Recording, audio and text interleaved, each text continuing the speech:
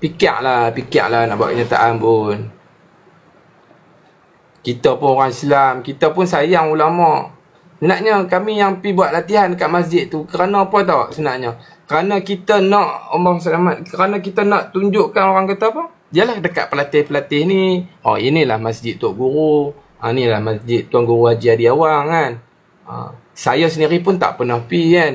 Jadi bila kita tak pergi buat latihan pagi, sebab pagi Tok Guru mengajar. Pagi Tok Guru mengajar, jadi kita pergilah petang. Kalau guna cakap ada orang kata padam balik, ya jangan keluar kenyataan macam tu.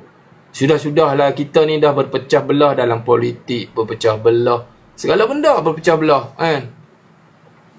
Saya buat live malam ni lebih kepada nak clearkan benda tu, lebih kepada nak sampaikanlah supaya kita fikir guna akal yang waras. Takkanlah kita ni orang Islam, orang Melayu yang beragama Islam nak masuk masjid pakai kasut subhanallah. Boleh fikir?